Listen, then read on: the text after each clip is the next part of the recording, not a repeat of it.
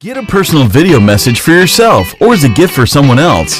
For personal connections, shoutouts, birthdays, proposals, weddings, and much more. Enter your details about yourself so the celebrity can record a personal video message especially for you, including details such as your name, age, birthday, hobbies, or whatever else you include. As soon as the video has been recorded, you'll get an email with your link so you can share it on social media or download and keep it. Celebrities record videos as and when they can, usually within 2 weeks. But if you want a video for a specific date and it does not look like it will arrive in time, you can cancel it and get an instant refund at the click of a button. There are hundreds of celebrities to choose from and many more joining every day. Search by category or genre, buy a gift voucher, get updates and offers, and encourage your favorite celebrities to join so they can connect with fans in a fun and unique way. Raise money for their charities and much more. So order your video now for yourself or for someone else.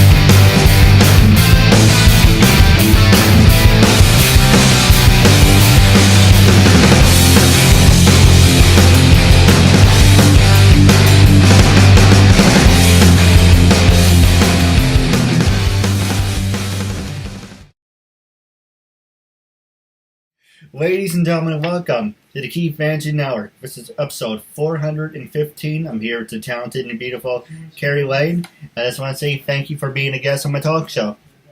Oh, thank you for having me. No, the honor's all mine.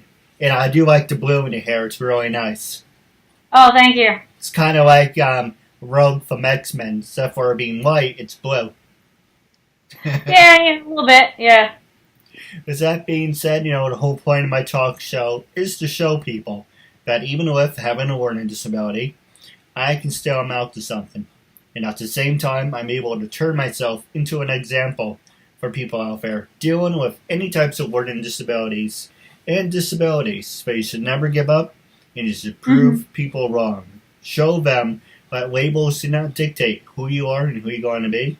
And prove to them, #break the labels. So that being said, half hour of your time, you can say anything you want, curse if you want to, freedom of speech, freedom of self-expression, and starting off, what can you tell us about yourself? Well, I work in the entertainment industry in Los Angeles. I do a lot of hosting, so here, AfterBuzz Studio is one of the main places I do a lot hosting at, so that's, there's a couple different things we do. So one of them is red carpet interviews, so you're on the red carpet and you're just like, with your microphone, hi, I'm Kari, and then you interview the person, and then you talk to them about whatever film or project they have going on. Most recently, I was able to talk with Gary Oldman for Darkest Hour, and that was pretty awesome. And we also do after shows where we talk about TV shows. So later on tonight at 8 p.m. Pacific Standard Time, so that's Wednesdays, we're going to cover Vikings. So then we'll watch the show, and then we'll talk about it for about an hour. Oh, nice. Hey, if you ever... go ahead. I'm sorry. Oh, no. So I'd say that's probably the most of the time. I also direct and assistant direct on short films and regular films, and kind of do a lot of different things, but that's kind of what people in LA have to do. That's true. So you're a jack of all trades. Yeah. So I'm going to ask you some easy questions, then we can go to the hard-hitting ones. Okay. Growing up, did you grow up in L.A., or have you ever been to New York? I have been to New York twice, and I went like 5-something years ago, and then maybe like 10 years ago. And so I went in, and more than that, I went back in like 2005. So I've gone 3 times. I went in March, beginning of January, and then around Christmas time. I grew up near Los Angeles. For people who don't know Southern California, I grew up in Solvang. It's a very popular tourist destination. It's about maybe 2 to 3 hours or so northwest of LA. You head towards Santa Barbara, and then you go over a really big mountain. Hey, do you get any earthquakes in there? I know it sounds like an oxymoron because California gets earthquakes.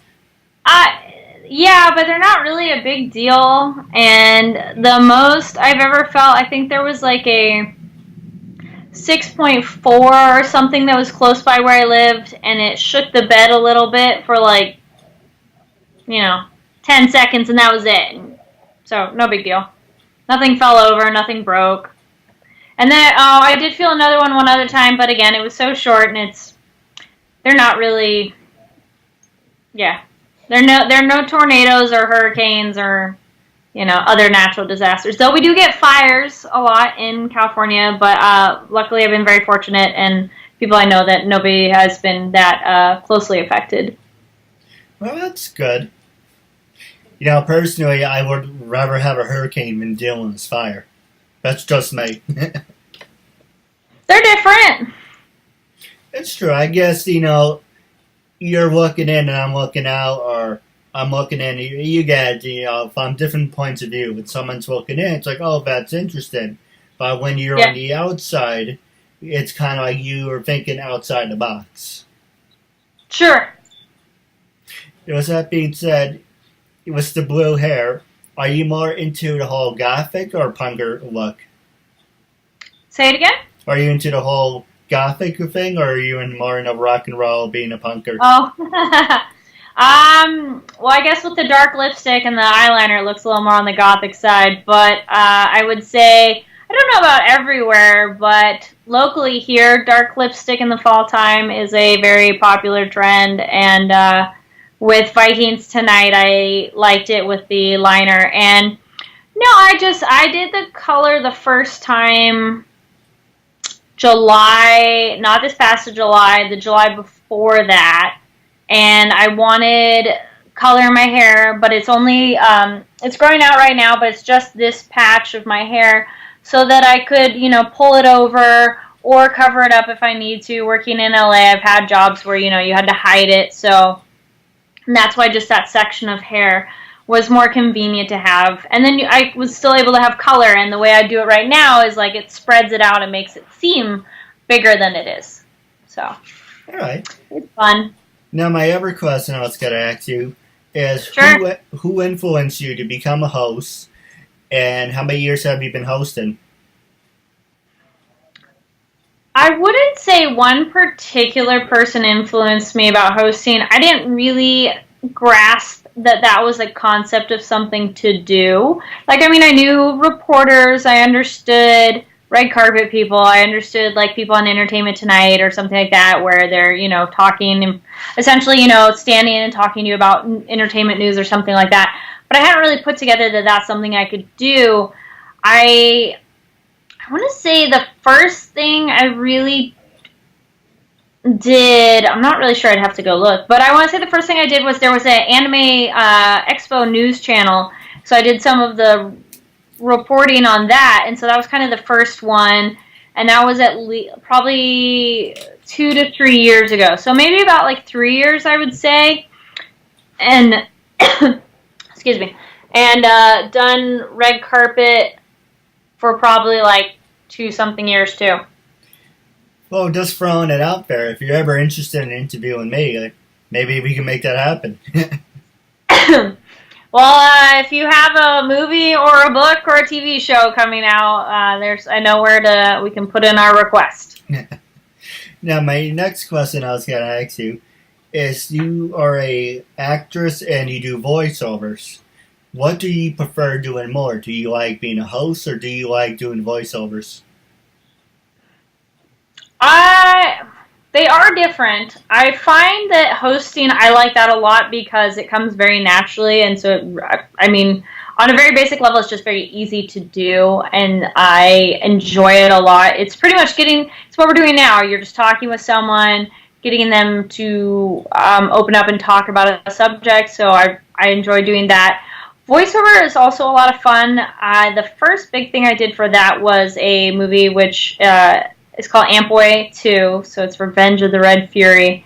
So So that was a lot of fun just doing, because I love anime and I love cartoons, so it was neat to do that. Though that's a live action movie, so we were just dubbing the English track down, so it's a little bit different.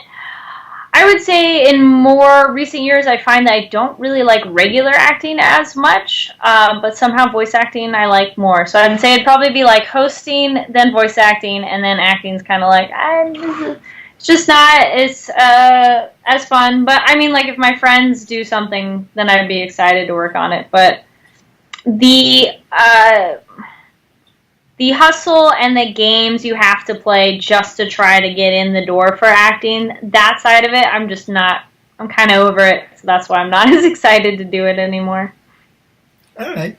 What about, you did mention you do interviewing people. Mm-hmm. Trying to find the words for it. What do you think I would fall under the category of being interviewed, or do you think it's just like mainstream stuff? I don't quite understand your question. You want to rephrase? Like what catches your interest of interviewing someone? Like someone for me. Oh, okay. I like when I have moments where I ask a question and the person genuinely is like, that's a good question. Little secret, some actors will say that to stall for time to think of an answer. Sorry, guys, had to spill. But no, like, when people genuinely have a moment, they're like, oh, that's a good question. Like, they hadn't thought of it before. I really like those moments where I can get some kind of question that they hadn't thought about, but they are like, oh, that's really cool. And I noticed that you were a filmmaker. So what were some of your favorite fan-made films that you made? And also, because you're in LA, have you ever thought about being part of Bat in the Sun? Thought of being part of what? Oh, there's this fan-made parody. I think it's a fan-made parody where they do superheroes, where they do like Spider-Man versus... Yeah, I haven't really done any parody videos. I did do one of the first things I worked on. I directed a web series in about 2008 or so, and that was 10 episodes. It was about a girl trying to get down to Comic-Con to meet her idol by any means necessary. And my friend who I met in college, she wrote it. And so, I mean, we made fun of geek and pop culture, but, it wasn't a parody or anything like that. And then I've made, like, horror comedies, which are really fun. One was How to Survive a Horror Movie, and that's called Only the Smart Survive. And I just did one for a competition, and that one's kind of like a dinner where things don't go as planned, and it's called Cannibal Katie. And, what else? I've helped out on music videos, too. I didn't make those, but those have been fun. I think that answered your question? No, it does. And now, before we take come out the bike, I do have one more question for you. Have you ever worked with anyone with disabilities? Either it could be acting, voiceovers, making short films. Have you ever been in a position where you worked with people with disabilities, or would you be willing to work with people with disabilities? I couldn't say off the top of my head anything that stood out. It's probably very likely. I've done a lot of extra work, where you're like the background people, and those have anyone and everyone included. So there probably was somebody there. Nothing that stands out. I have nothing against working with anybody with disabilities. I haven't been in a position to hire anybody in that way, though it's never been a exclusionary thing. Though I do have a friend who she just made a short film that particularly focused on people with disabilities. I wasn't able to work on it with her, but she just had that come out. Oh my goodness, what's that one called? But her name is Samara Howell, and that film is oh no, I feel so bad. I'm like Avowed. There we go. It's called Avowed, and that one has a one of the main characters. I forget what he has, but he has a physical disability. No, absolutely. Now we're going to take a quick commercial break, and when we come back, I'm going to pass the show over to you for the last 10 minutes. Okay. And I'm here with beautiful and talented Kari Lane, And I just want to say thank you for sticking with us. What's the last 13 minutes left of the show? I'm going to pass it over to you. But before I do have one more subject for you. What's the type of work you do and the type of work I do? Do you think social media can make you or break you? Oh, it's absolutely necessary, 100%. You need it so much because that is, one, how you get information, how you share information, and get your brand out there. I am on Twitter, I'm on Instagram, I'm on Facebook. I don't really do Snapchat. I tried it and I didn't like it. But yeah, no, totally. That's how I let people know about the projects I have going on. I joined an interview earlier today, a show called Nerd Rage with the ladies of Geek Chic Promotions, and that one, we put it all on social media where to watch the show, because otherwise how would people know where to watch unless like they are regular viewers? So that's how you reach like new audiences, and that's kind of how you build the community of people too, like continue discussion. Like when we do our after shows here, we continue talking with people about an episode. Like, for example, today, Vikings premieres, and I had 2 different people be like, hey, are you doing the AfterBuzz? Are you doing the Vikings after show? I was like, yes, don't worry, we're going on at 8.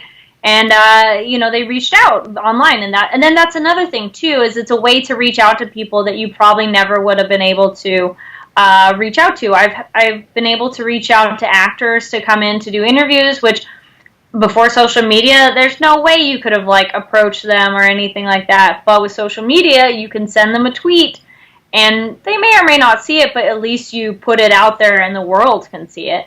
So, oh yeah, social media and entertainment industry is mandatory. Now, with that being said, what was the first website that said, this really put me on the right path? And for people out there, what websites would you recommend? Passing the show over to you. Oh, like tips and tricks websites, or I mean, like for an example, some people say you have to have Facebook. You have to have Twitter. You have to have LinkedIn. If it wasn't for these websites, I wouldn't be where I am today. Yeah, I definitely think Twitter is big. Facebook too. It probably would be Twitter, Facebook, then Instagram. I have a LinkedIn, but I don't really know if it does anything. It's one of those like, is it worth it? I don't know. But I have one. I think some people, it is a way to get a job, but I don't know. But there are people that I've been able to reach out to them on Twitter, and then we, prior to a convention or something, and then that's how you can meet them later in person. And I know other people who've gotten jobs via Twitter. I haven't personally, but I have met people online and then finally get to meet them in person simply because of Twitter. So Twitter's probably the broader one. I traveled abroad over the summer. I was very fortunate to do that, and I made my own travel videos just for fun and just talking about my experience. And I've put those on YouTube where I don't really get that many views, which is fine. I mean, I just want to put them out there. Like, they're just my tips of where I went. Like, for example, today I posted a video, and I went to a particular waterfall in Norway, and I said, like, this is the waterfall I went to, so, like, people could know to go. But I put it on Instagram, and it gets way more views. So, I mean, it gets more exposure on there. So, I mean, it can't hurt to have all those websites. Oh, actually, there you go. That's a website that people do not know about that they should use if they have social media. It's called Hootsuite. Hoot like an owl and suite like a hotel suite. It's 100% free. I think you can pay for like the more premium service, but you don't really need it. But you can schedule your posts. It won't schedule Instagram because, Instagram is, more directly from your phone. But like Twitter and Facebook, do you have a show coming up? Do you have a play? Do you have a movie? Do you have fundraising you need to do? Hootsuite, you can schedule all the way in advance. So it's super useful. So then that way, not every day you have to spend hours on your phone. Like, you could just spend one day, schedule all your posts for the month. I did that this past October, and it was super helpful. No, I agree. I was thinking, a lot of people are saying, oh, why don't you have a set schedule? Why don't you have a set day? I like to be busy. I admit, I can't even talk one of those days. Yeah, I have ADD, so I constantly have to be doing something. And what I don't like is when I say, oh, hey, for an example, I would have you on the show, and it's like, oh, hey, stay tuned tonight. Our interview's got to be up, and then something comes up, and then I look like an asshole because I just wasted promoting it, and they're like, oh, where's the interview? I thought you said the interview's got to be here. Or you say something's got to be up Friday, and so I like doing things spontaneous. Like, in a day or so before, yes, I do promote it, but it's kind of like it's hard to promote it when it kind of backfires, if that makes any sense. Oh, yeah, no, totally. I think you have to be either 100% committed to that time. Like, for example, when I do the shows here at the studio, like, this is a studio here, it is a very specific time. It's a certain day, but I know I will be here. Now, my travel videos, I had tried to be posting them every Tuesday. Have I posted them on Wednesday or on Friday? Sure. But, if you have followers or subscribers, those people will find it if you post it later. So they'll still see it, and then random people will still discover it. It just depends on what kind of show you're trying to do. A friend of mine and I, we were trying to do like this anime review show, which we did a couple episodes, but it was really hard to lock down a day and time. And you do have to be committed to that. Otherwise, it's hard to maintain that regularity. Yeah, absolutely. Now I'm going to pass the show over to you. Was there anything you wanted to know? Anything you want to promote? This is your time, after all. Well, I would say just check me out on social media. It's Kari D Lane. That's KaridLane. I do kind of a little bit of everything. So, for example, like today, I'm here at the studio. I'm going to talk about the show Vikings. I also do... What else do I do? I do horror movie news on Tuesdays. Animation breakdowns. We talk about all animation news. That one's on Mondays. Marvel TV news is also Mondays. Sundays is box office breakdown, where we talk about what movies came out over the weekend. So those are regular ones that I do. But then there's random things like earlier today where I joined Nerd Rage and with the Geek Chic promotions, and we just talked about nerdy stuff. And then what else do I have going on? Or I'll post. I do not terribly often, but I have some. Like I have photo shoots, and I'll post photos from that. I do some cosplay, not a lot, and post those kind of photos. Or I totally love promoting other cool events that people can go to.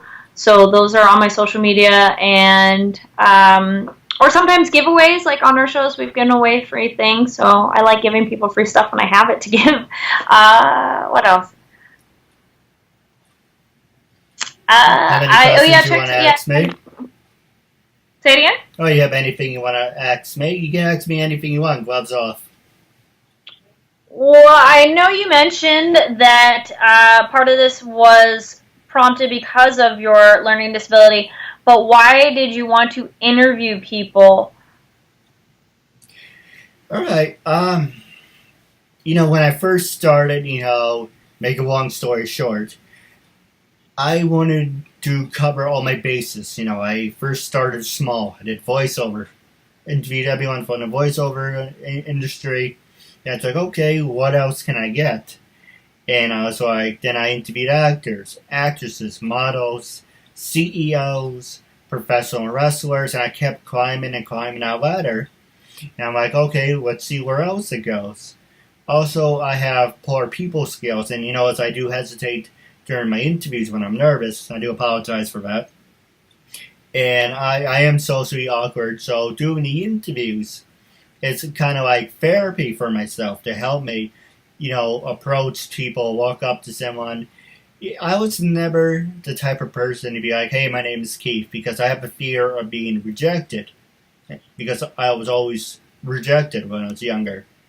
So when I worked at a store, I don't know, like KB Toys or North Face, I would walk up to someone, and I had the excuse to walk up to them and say, oh, hey, I'm blah, blah, blah if you need me. Now I have my own talk show. Pat myself on the back, 4.5 years. Now, when I see an opportunity, I go and take it. Sometimes I don't think when I'm out, my parents say there's a time and a place for everything.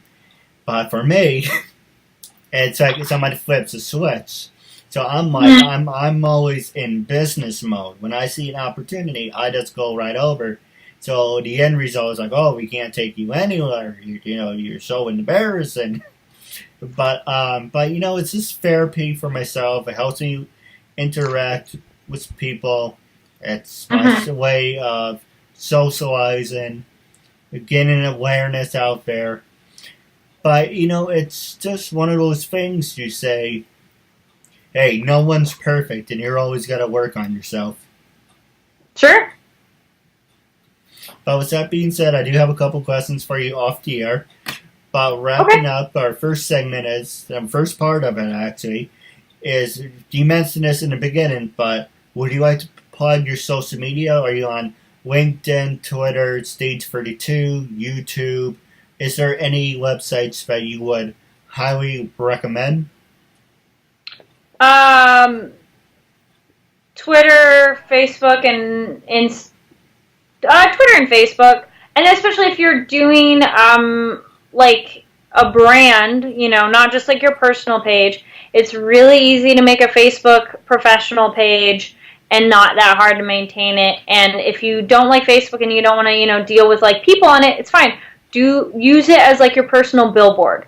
Like, hey, this is something I'm working on, and it's okay to promote it. Like, you're not being boastful or prideful. You're promoting your work, and that's what you need to do, because otherwise how are people going to know about it? Right. Now, my last question for you, it's going on the subject, I'm going on the record.